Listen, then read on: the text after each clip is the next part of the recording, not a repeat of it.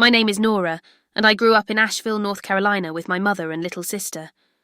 My mum was married to a man who wasn't my biological father, but from the time I was 2 until I was 10, he was simply Dad. He taught me to ride a bike, tucked me in at night, and fixed my lunchbox before school. It was a small house filled with ordinary noises, the hum of the refrigerator, the soft click of my mother's sewing machine, and the comfort of believing I belonged. Then one afternoon when I was 10, the phone rang. I picked up because my mother had taught me good manners. "Hello," I said. A man's voice asked for my mother by name. I asked who was calling. He said a name I knew but hadn't heard in years, my biological father. My hands froze around the receiver. It was like hearing a ghost speak. I ran down the hallway shouting, "Mom, I think it's him." She took the phone and closed the door. I lingered outside, my ear pressed to the wood. I couldn't hear all the words, but I'll never forget the last ones she said before handing me the phone. "Please don't hurt her." I didn't understand why those words scared me, but my stomach felt tight. When I said hello, the voice on the other end sounded friendly, careful.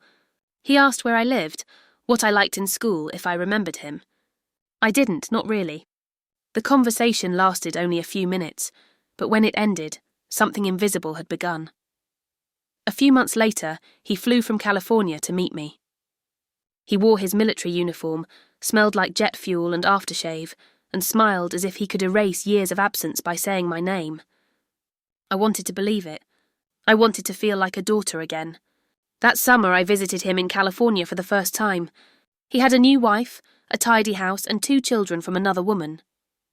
They were shy but kind. He called me sweetheart, took me to the beach, bought me an ice cream cone. It all felt like a movie scene where a missing father comes home and everyone forgives him. I didn't know then that sometimes the story turns in silence, not sound. For about a year and a half, I travelled back and forth between North Carolina and California. I tried to learn the rhythms of 2 lives. At home, my mother was lenient. She believed love meant freedom. In California, everything was measured. How I stood, how I spoke, how tightly I folded my blanket. My father's world ran on rules. The first time he told me to stand straight and look him in the eye, I thought discipline was love. I thought maybe this is what I had been missing. By the time I was 12, I'd begun getting into trouble in Asheville. Small things, wrong friends, skipping curfew. My mum would scold me, then say, "That's it, you're going to live with your father." But she never meant it. Until one night, she did. She sat beside me on the bed and said, "You don't have to go, you're my baby." And I, desperate to prove I was grown, said, "I want to. I want to know him. I want to give him a chance." So near the end of 8th grade, I packed my clothes into 2 suitcases and flew to California to live with the father I thought I wanted. His house was immaculate. Mornings started at 6 a.m. sharp, beds made tight enough to bounce a coin, no phone, no friends after dark. "Structure builds character," he said. I tried to believe him. For a while, I thought maybe this strictness was love in disguise. Then one afternoon after school, everything blurred. I remember walking up the stairs and into his room. I don't remember why. Memory stops there, like film burning in the projector. The next image I can recall is his hand on my skin, his breath too close, my voice gone. It's strange how your body can remember what your mind erases. I don't remember the words. I remember the weight. A few days later, he gave me a cell phone. Phones had been forbidden, but now I had one. "So I can reach you," he said. My chest filled with confusion. It felt like a reward, but for what? I told no one. I smiled when I was supposed to. I laughed when he made jokes. That's how children survive. They read the room and become what keeps them safe. From that day forward, everything changed quietly. I was allowed new clothes, friends, sleepovers, things I'd never been given before. My life looked better on the outside, which made the truth impossible to name. Every kindness came with a cost, every freedom with a visit after dark. I learned how to leave my body and stay still, how to pretend sleep, how to breathe without being heard. Later he told the school I wasn't ready for high school. I had good grades, but he made me repeat 8th grade. "You're not ready yet?" he said, as if I were something to be fixed. Control can look like protection when you're young. Looking back, I can name it. It was grooming. It was... When I moved in with my father full-time, I thought I'd finally found what I had been missing all those years. Structure, attention, belonging. I told myself the strictness was love, that every rule had a reason. What I didn't understand was that those rules were not about order. They were about control. And little by little, he began to trade my obedience for the smallest pieces of freedom. It started like a contract no one ever read out loud. If I followed his commands perfectly, he smiled. If I failed, the silence felt like punishment. When he touched me, it came with conditions I didn't know how to name. And when I froze, he whispered, "Don't worry, this is just between us. It's how we get closer." I wanted so badly for closer to mean love that I believed him. Children don't think like adults. We don't understand power or manipulation. We only understand approval. So I learned quickly. When I did what he wanted, he called me his girl. When I didn't, he looked at me as though I had betrayed him. That look was worse than any slap could ever be. Weeks passed, and then months. The house was spotless, the yard trimmed like a military base, the rhythm unbroken. School, chores, silence. On the surface, I was the model daughter. He showed up to my school events, shook my teachers' hands, praised my grades. Everyone thought he was a hero. Nobody saw the other version of him. The one who came to my room after lights out, the one who whispered things that rewrote what love was supposed to mean. Predators are actors. They learn their lines, perfect their timing, study their audience. He played the part of dedicated father so flawlessly that I began to question my own memory. Maybe I had misunderstood. Maybe this was what a close family looked like. I didn't realise that the confusion was part of the design. Then one day he said he was proud of me. The words sounded strange, like hearing your own name in a foreign language. That same week he bought me a new dress. A few days later, he gave me permission to go out with friends. It was the first time I had been allowed out unsupervised. That's when I understood the equation. Affection had a price and I was the currency. The gifts multiplied. New clothes. A later curfew. A rare smile at dinner. Every privilege felt like a prize I had to earn, and every prize came with a cost. I told myself I was lucky. Other girls complained about strict fathers. Mine gave me things. But I never said what he asked for in return. I couldn't. I was too afraid of losing the only kind of love I had left. He told me that the years we missed were what made us different. "We didn't get to know each other," he said, "so this is how we make up for lost time." I remember nodding, pretending to understand, even though my stomach twisted at every word. I wanted a father, not a secret. But secrets became the language we spoke. When I turned 13, he became even stricter in public. He monitored my phone, my clothes, my friends. At home, the rules changed again. The same man who punished me for breaking curfew would sneak into my room after midnight. It was like living inside two realities at once, the version everyone saw, and the one that swallowed me whole. I tried to tell myself it wasn't happening. I built stories in my head where I was still safe, where my father was just protective, where I was just confused. But those stories cracked every time I saw my reflection. My eyes looked older than my age, like I had seen too much and said too little. We moved soon after. He retired from the military, and we drove cross-country in a camper to Indiana. I thought maybe a new house would mean a new start. But rules and fear fit easily into boxes. They travel light. At every campsite along the way, he found ways to remind me of his control. Late at night, he would make sure I followed him to the public showers, whispering that no one could see. I stared at the tiles, counting them one by one until the world disappeared. When we finally arrived in Indiana, my room was in the basement, half underground, far from everyone else. That isolation became another kind of prison. He came downstairs after everyone slept. I learned to stay awake, waiting for the door to creak. Some nights I pretended to be asleep, because pretending took less energy than fighting. Some nights I left my body altogether. I learned to float, to imagine my mind somewhere else, anywhere else. Meanwhile, he began rewriting my family history. My mum, my sister, my grandmother, all of them, he said, were dangerous, unstable, not good for me. "They don't love you like I do," he'd whisper. I started to believe him. I stopped calling home. I stopped answering my mum's letters. Silence became another obedience test, and I passed it perfectly. That silence cost me everything. By the time I finally went back to Asheville, my grandmother was dying. She had only a few months left, and I missed every moment that mattered. I still remember sitting by her hospital bed, wanting to tell her the truth, but the words stayed trapped behind my teeth. The shame was louder than love. I was 15 when my mum's boyfriend turned in the car and asked, "Is your dad touching you?" It felt like the world stopped. My heart pounded so loud I couldn't hear myself say, "No, why would you even ask that?" I smiled to cover the panic. He believed me because he wanted to. I believed myself because I had to. The abuse continued for 6 years, quiet, consistent, invisible. Every act was followed by a gift. Every boundary broken was patched with a promise. He taught me that love was something to be earned, that silence was loyalty, that my worth was measured in what I gave up. And I, still a child, believed him, because when the person who's supposed to protect you is the one who hurts you, survival becomes its own kind of logic. You stop asking why. You just keep breathing. By the time I turned 17, the walls of that house felt smaller than my own skin. Every creak of the stairs, every closing door, every shadow made me hold my breath.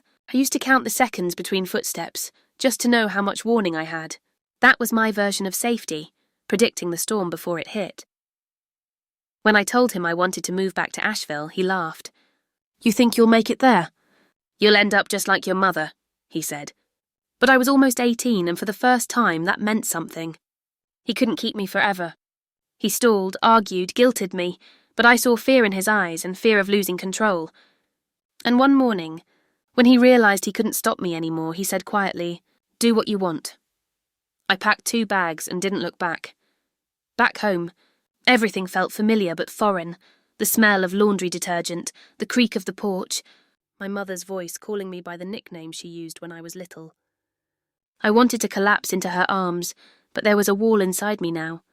I had built it over years of pretending nothing was wrong. I didn't know how to tear it down, not even for her. I finished high school that year.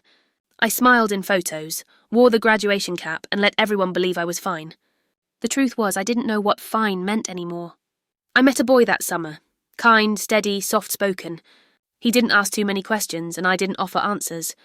We married, hoping that love could fix the past. It didn't. But for a few years it gave me quiet. 5 years passed in a blur of laundry, paychecks, and polite smiles. Then I moved to Los Angeles. I thought distance would save me, that if I put enough miles between myself and that house, the memories would stay behind. Around that time, I found a therapist, the first person I ever told pieces of the truth. My voice shook so much during that first session that I barely recognised it. But she didn't interrupt. She didn't rush me. She just said, "You're safe here. You can stop performing now." Those words cracked something open inside me. I told her about the rules, the gifts, the basement, the silence. I told her how I used to stare at the ceiling counting seconds until morning. I told her how I used to believe that love had to be earned through pain. She didn't call me broken. She called me surviving. For months we worked on naming things. I learned words like grooming, coercion, dissociation. I learned that my brain wasn't weak. It was protecting me the only way it knew how. Every time I spaced out or felt numb, that was my body saying, "You're still here. You made it." The more I learned, the angrier I became. Not wild anger, quiet anger. The kind that hums under your ribs. I wasn't angry that he hurt me. I was angry that he taught me to call it love. I was angry that I carried his lies like heirlooms. After therapy, I started writing letters I never sent. To him, to my younger self, to the girl who still believed silence was safety. In one of them, I wrote, "You did not cause this. You did not invite this. You were a child trying to make sense of a man who had no right to you. Sometimes healing looks like rage. Sometimes it looks like rest. For me, it looked like both. I slept more. I ate better. I stopped explaining my pain to people who hadn't earned the story. I stopped apologising for surviving. When I felt strong enough, I told my mother. We sat at her kitchen table, the same one I used to do homework on. She held her breath for a long time after I spoke. Then she reached across the table and said, "I believe you." I think I cried for an hour. Not because I was sad, but because it was the first time the truth didn't make me feel dirty. My sister found out next. She didn't ask for details. She just hugged me and said, "He doesn't get to win." And for the first time, I believed her. Even now, by the time I turned 20, silence had become my second skin. I wore it everywhere, at work, with friends, even in laughter. It was how I kept the past contained. But silence doesn't heal. It only hides the wound until it starts to ache again. I learned that the hard way. One night, years after moving to Los Angeles, I woke from another dream, the kind that doesn't feel like dreaming at all. My body remembered everything my mind had spent years burying. I sat on the floor shaking, whispering no to a room that wasn't listening. That's when I decided I couldn't carry his secret anymore. It was never mine to keep. The next morning, I opened my laptop and searched for a trauma therapist. I didn't know what to expect. I was terrified she'd look at me like everyone else had, confused, polite, unsure what to say. But she didn't. She listened like my story was something sacred, not shameful. She said, "You did what children do when they're trapped. You survived." I hadn't realised survival could be an act of brilliance. Therapy became a slow, unglamorous revolution. We built vocabulary before courage, grooming, coercion, trauma bonding. I learned how my nervous system had rewritten safety, how a raised voice made my heart race, how the sound of heavy footsteps could pull me straight out of the present. Each week we practiced grounding, 5 things I could see, 4 things I could touch. Slowly I began to teach my body that the danger was over. Then came the hardest part, telling the truth out loud. Not to strangers, not to the internet, but to the people who had always loved me. I told my mum first, then my sister. I expected disbelief, maybe guilt. What I got instead was grace. My mother cried quietly, hands folded, whispering, "I'm sorry you had to go through that alone." My sister looked me straight in the eye and said, "You're not broken. You're brave." Those words rearranged me. They gave me permission to exist outside of what he did. Still, healing isn't a straight line. There were days when I hated my own reflection, when shame came back disguised as responsibility. I'd ask myself, why didn't I run? Why didn't I tell someone sooner? But every survivor knows that question is a trap. Children don't run from the person who feeds them. They adapt to survive. I was a child in a cage painted to look like a home. For years I had mistaken endurance for strength. Now I know real strength is softness that refuses to die. Eventually I started sharing pieces of my story online, not for pity, but for connection. I wanted to reach the ones still silent, still convinced that their pain was a secret too ugly for daylight. The messages I received changed everything. Women and men wrote to me saying, "That's my story too." Some had never told anyone. Some still couldn't. It hit me that what happened to me wasn't rare. What was rare was talking about it. Community became medicine. I learned that healing isn't about forgetting, it's about being believed. Each time I spoke, the shame loosened its grip. Each time someone else shared, the world got a little louder with truth. I also started reaching out to my siblings, the ones who grew up in that same house, still believing he was a good man. My messages were cautious, almost apologetic. I wanted to say I love you. I didn't leave you. I left him. Some replied with anger. Some didn't reply at all. They told me I was trying to destroy their family. But I wasn't. I was trying to save what could still be saved. Them. When I read their words, I recognized my younger self in their loyalty. I used to defend him too.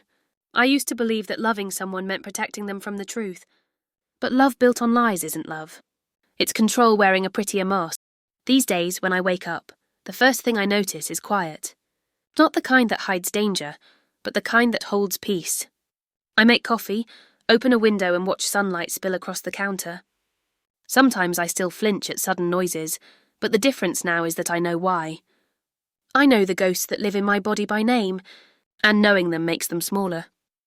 Healing didn't arrive like a sunrise. It came in fragments, therapy sessions, long walks, late-night journaling, moments of laughter that startled me because they were real. I've stopped chasing closure. I don't need to understand everything that happened. I only need to keep choosing to live anyway. For a long time, I thought healing meant becoming fearless. But fear never disappears. It just learns to walk beside you quietly. What's changed is that it no longer drives. I do. I often think about my siblings, the ones still inside his story. They don't know the truth, or maybe they do and can't bear it. I don't blame them.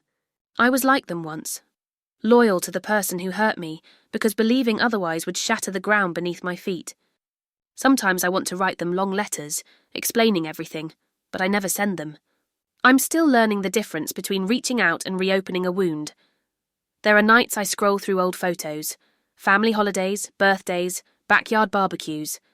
In every picture he's smiling, his arm around someone smaller, pretending to be the father everyone believed he was. I look at those photos and remind myself, it's okay to love who I thought he was and still hate what he did. Both things can be true. That's what makes it complicated and human. When I talk about my story now, I no longer whisper.